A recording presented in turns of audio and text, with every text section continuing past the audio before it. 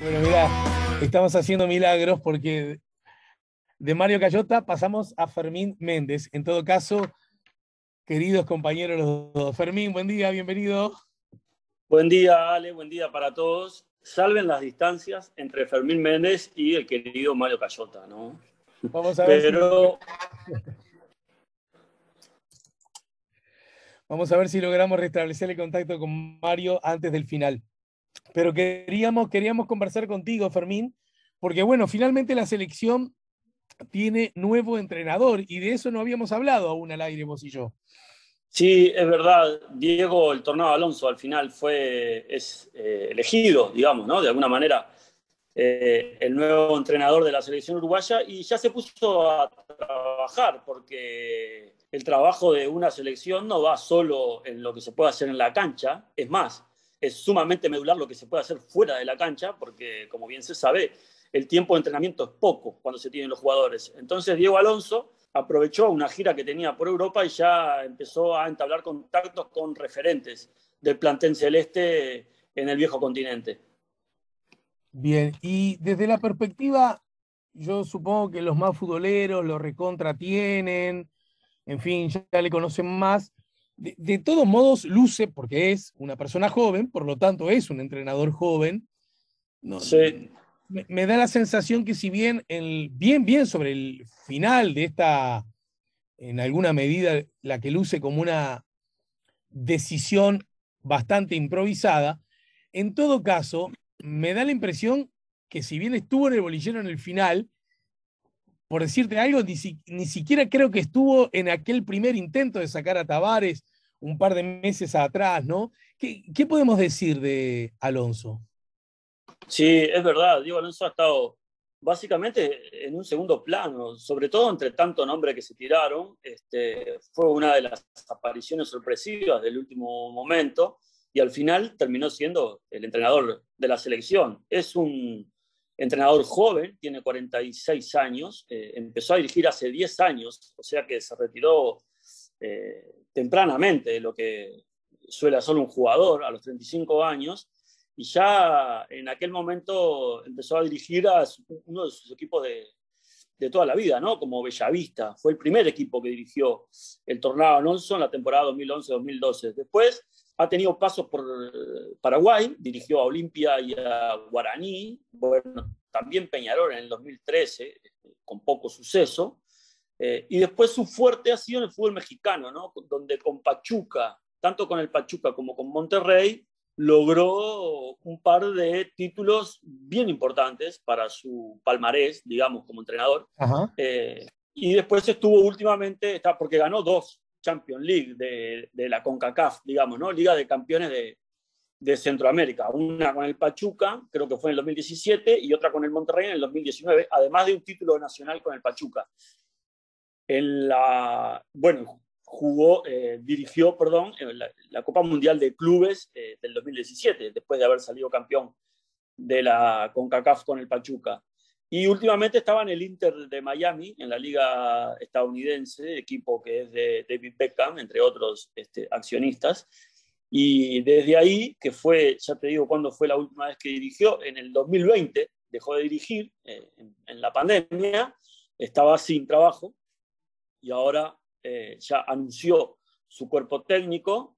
Ayer, bueno, o el fin de semana, dio una entrevista para el canal de la AUF, en donde contó un poco cómo había sido la convocatoria y los contactos para con él, y ahí dejó claro que, bueno, que si bien el tiempo de trabajo que tiene en principio es corto, es un desafío alto y para el cual se siente preparado. Ujú. ¿Podemos decir algo acerca de, llamémosle así, su estilo de juego?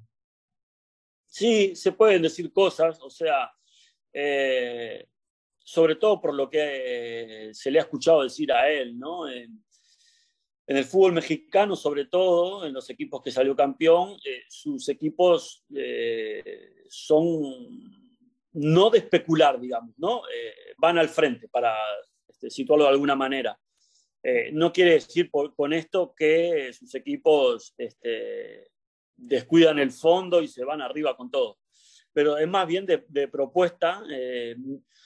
Le interesa la posesión del balón, pero más bien no por la posesión en sí, sino para ir al ataque. Sus transiciones suelen ser cortas, no tanto toque para atrás, a eso me quiero referir cuando tiene la pelota, sino más bien directo al arco. Y si uno mira los números que ha tenido, salvo excepciones como el paso fallido por Peñarol y el último en Estados Unidos, tanto en Paraguay como en México, su porcentaje de efectividad, en tanto los partidos ganados de los equipos, ronda siempre el 60%. Ahí esto es un dato estadístico, sé que no quiere decir estrictamente nada, pero está atado un poco a la forma de jugar, ¿no?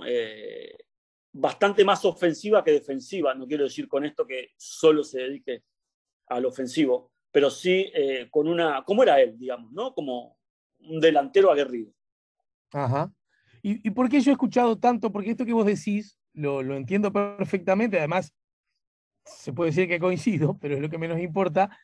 Sin embargo, también he escuchado mucho que viene como de la escuela Rivas y uno, quizás en forma un tanto rústica, puede suponer que si viene de la escuela Rivas es un tipo de fútbol mucho más obsesionado por el cero en su propio arco que por tener la pelota o el arco de enfrente. Lo estoy grosereando, sé que es un razonamiento Sí. un tanto rústico, pero para que se derrame un poco más entre el público, ¿no? ¿Qué dirías al respecto? Sí, sí, él lo ha dicho. Me parece que su admiración por Julio Rivas es uno de los entrenadores que él cree que lo ha marcado en su época como jugador y ahora, ¿no? En su época como entrenador, sobre todo por aquel Bellavista que dejó afuera de la Libertadores a Peñarol y en donde surgió toda aquella camada de futbolistas que después triunfó. Pero su admiración hacia él es por eso, más que por su forma de juego. También cita a Luis Aragonés, el técnico campeón con Atlético de Madrid y con España, con la selección española, ¿no? En su modo de juego, y ha citado otros entrenadores más, desde donde él cree que toma cosas, pero no necesariamente es la filosofía de esos entrenadores. No sé si me explico. O sea, Claro. por ahí sí va a tomar de Julio Rivas el tratar de cuidar el cero, de tener un equipo de la mitad de la cancha hacia atrás estructurado, pero no necesariamente quiere decir que eso haga de sus equipos algo defensivo, sino que conservando eso, de mitad de cancha hacia adelante va a ser más vertical. Puede ir por ahí, lo he escuchado en algunas entrevistas de él, decir que es un poco por ahí la admiración y no tanto desde el esquema que él prefiere llevar en los partidos dirigiéndolo como técnico. Obviamente no va a estar solo y también sobre eso se ha hablado bastante, ¿no? ¿Quiénes le van a acompañar? Sí, sí, es verdad. Del cuerpo técnico anterior queda Carlos Nicola como entrenador de arquero. Y acá la gran novedad es la inclusión en el cuerpo técnico específica para los partidos del profe Ortega, Óscar Ortega, es el preparador físico, uno de los preparadores físicos del Atlético de Madrid del Cholo Simeone, con el que ha conseguido varios títulos. Es un uruguayo mucho más conocido por el desempeño de su profesión afuera que adentro, Uh-huh. del cual dicen los que lo conocen que es un excelente preparador físico y más excelente motivador. Creo que está atado un poco por ahí la llegada del profe Ortega, que no va a ser el preparador físico en sí, sino que va a venir a ayudar al otro profe que designó Diego Alonso, pero también como un motivador. Diego Alonso, recordemos que tuvo paso por Atlético de Madrid, tiene muy buena relación con la directiva del equipo colchonero, y desde ahí él contó a Rodrigo Romano, en esta entrevista que recién les mencionaba en el canal AUF, que si bien a él no le gustaba hablar de que soñaba con dirigir la selección uruguaya, en tanto la selección uruguaya tenía un entrenador, él siempre sentía dentro que en algún momento le iba a tocar ser director técnico o que iba a tener chances de ser director técnico de la selección uruguaya. Bien. Cuando él sintió eso, con la primera de las personas que habló, fue con Óscar Ortega y le dijo, el día que yo sea seleccionador de Uruguay, te voy a llevar. Puede sonar esto como algo romántico, que seguramente lo es, y como un deseo que seguramente también lo sea, y así lo contó él. La cuestión que cuando se hizo realidad, lo primero que tuvo que hacer Diego Alonso fue hablar con el profe Ortega, y bueno, salió fructífero ese acuerdo. El profe Ortega va a venir para los partidos de Uruguay, que en principio son 4, el año que viene, y después se verá si Uruguay clasifica al Mundial, bueno, si tiene que jugar repechaje, se verá si el profe Ortega continúa en esa función o, bueno, cambia, Diego Alonso cambia de profesor el preparador físico, o, bueno, no está Diego Alonso, que es otra de las posibilidades, porque los contratos, en este caso el contrato, es bastante a corto plazo. A propósito, el contrato es justamente hasta que terminen las eliminatorias o incluye el Mundial en caso que se clasifique. Sí, en realidad el contrato, para explicarlo mejor, habría que decir que es hasta que termine el Mundial, tomando en cuenta que las eliminatorias forman parte del Mundial. Está bien. Entonces, en principio, Diego Alonso, ¿qué tiene por delante? 4 partidos de la eliminatoria, los 2 de enero-febrero y los siguientes que son en marzo. Si Uruguay continúa, o si hay repechaje, Diego Alonso automáticamente va a dirigir los 2 partidos del repechaje. Si Uruguay clasifica al Mundial, Diego Alonso va a dirigir el Mundial. Bien. ¿Cuál ha sido la reacción, o por lo menos la que se haya conocido, si es que alguna hay, acerca de los futbolistas del plantel de la selección, en particular de las figuras más representativas y más emblemáticas? Sí, no he escuchado mucha cosa. Sí he escuchado jugadores que ya no están en la selección uruguaya, como Sebastián Abreu, decir algunos conceptos sobre el entrenador, pero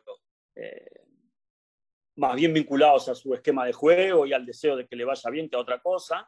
Sé que Alonso se reunió con Luis Suárez, con Josema Jiménez, con Ronald Araujo, en algunos presencialmente, en otros vía Zoom, que va a hablar con los referentes del equipo, también con Diego Godín, que era el capitán, bueno, seguirá siendo, hay que verlo, hasta que estaba Tavares.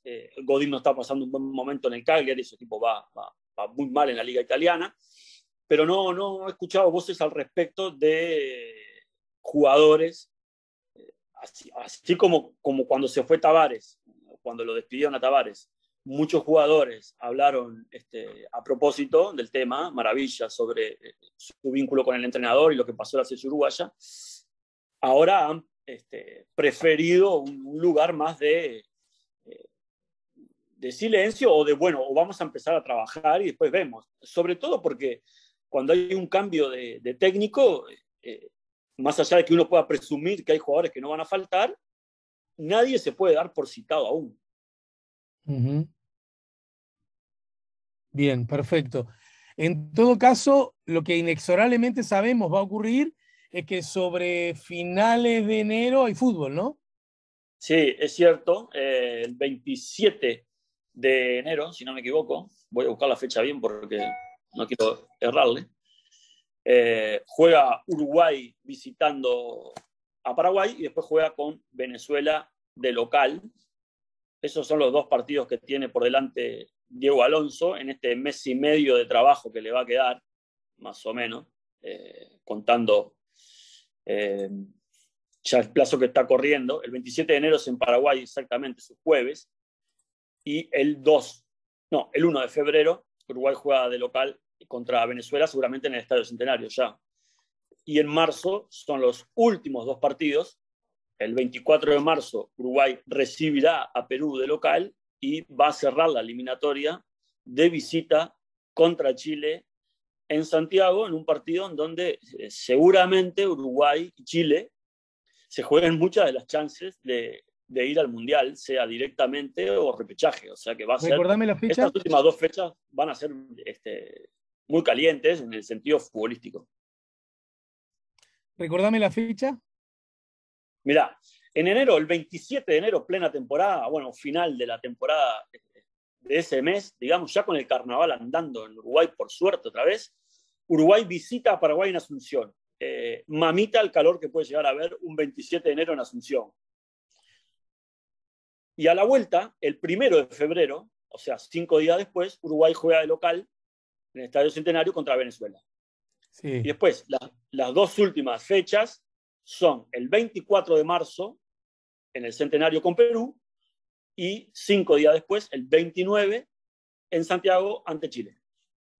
Uruguay en estos Bien, bien. momentos está séptimo en la tabla de las eliminatorias con 16 puntos, igualado con Chile que está sexto. Perú está yendo al repechaje, tiene 17 puntos, y Colombia, que también tiene 17, está en el cuarto lugar yendo directo. Para mí, Brasil, Argentina y Ecuador están clasificados.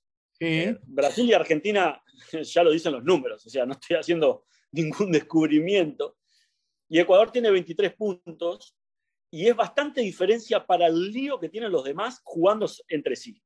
Entonces creo que a Ecuador le tendría que ir muy mal, y si le va muy mal, creo que al repechaje se mete con 23, 24, 26 puntos se mete.